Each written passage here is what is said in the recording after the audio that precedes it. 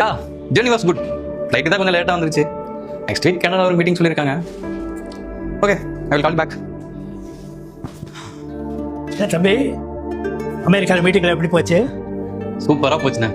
என்ன உங்கள் சாப்பாடு தான் ரொம்ப மிஸ் பண்ணேன். சமையல் ரெடியாண்ணே? கையெழும்பி வாங்க, உடனே சாப்பாடு. சரிண்ணே. தம்பி ஒரு நிமிஷம். தம்பி நாங்கள் இந்த செயின் கடைசி அண்ணா, இது எங்கே கிடச்சிச்சு? கோடவுனில் வேலை பார்க்கும்போது கடைசி தங்கன்னு நினைக்கிறேன். அண்ணா, இது எங்கள் அம்மாவோட தாலி செயின். நல்லா பத்திரமா தானே பார்த்துக்கிட்டு இருந்தேன். ஒரு 2 வருஷத்துக்கு முன்னாடி எங்கேயோ மிஸ் ஆயிடுச்சுண்ணே. வரப்போற மருமகளுக்கு இதை போட்டு பார்க்கணும்னு எங்கள் அம்மா ரொம்ப ஆசைப்பட்டாங்கண்ணே. இனிமே இதை நீங்கள் பத்திரமா வச்சுங்க. கையில் இப்படி சாப்பிட வாங்க முதல்ல. அண்ணா ஒரு நிமிஷம் இருக்குண்ணே.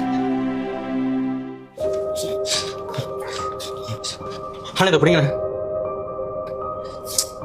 பிடிங்கண்ணே. பணம் வேண்டாம் தம்பி, இது என் கடமை. அண்ணா உங்களுக்கு நான் ஏதாவது பண்ணணுண்ணே. எனக்கு எதுவும் வேண்டாம் தம்பி. அண்ணா உங்ககிட்ட ஒன்று கேட்கலாமா? சொல்லுங்க. உங்கள் வீட்டு நிலைமை எனக்கு நல்லாவே தெரியும். உங்கள் பொண்ணுக்கு என்ன கல்யாணம் ஆகலை, அதுக்காக தான் காசு சேர்த்து வச்சுருக்கீங்கிறது எனக்கு தெரியும்.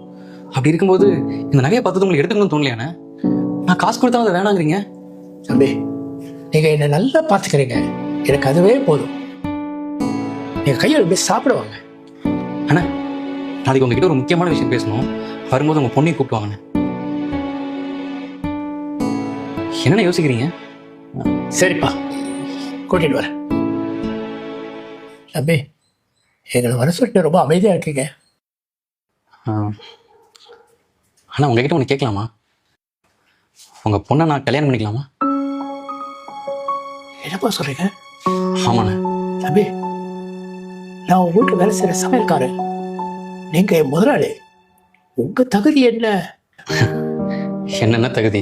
தகுதிங்கிறதெல்லாம் பணத்தை வச்சு வரதுலண்ணே, குணத்தை வச்சு வருது. அப்படி பார்த்தா நீங்கள் தானே பெரிய ஆள். உங்கள் பொண்ணை கல்யாணம் பண்ணிக்கிறதுக்கு நான் தானே கொடுத்து வச்சிருக்கணும். தம்பி எனக்கு என்ன சொல்றதே தெரியல. என் பொண்ணுக்கு சம்மதம்னா எனக்கும் சம்மதம் தான்பா. கௌசி, அதில் நான் சொல்கிறதுக்கு என்ன இருக்குது? எங்கள் அப்பாவுக்கும் சம்மதம்னா எனக்கும் சம்மதம் தான். ஏன் சார், நீங்கள் யோசிச்சு தான் இந்த முடிவு எடுத்திருக்கீங்களா? நல்லா யோசிச்சு தாங்க சொல்கிறேன். காசுக்காக என்ன வேணால் பண்ணலாம்னு நினைக்கிற இந்த உலகத்தில் எனக்கு நேர்மையாக இருக்கணும்னு நினைக்கிற ஒருத்தர் குடும்பத்துலேருந்து பொண்ணு எடுக்கிறதுக்கு நான் தாங்க கொடுத்து வச்சுக்கணும். இனி நம்ம எல்லாம் ஒரே ஃபேமிலி. தம்பி உன மாதிரி தகவல் மனசு யாருக்கும் வராதுப்பா.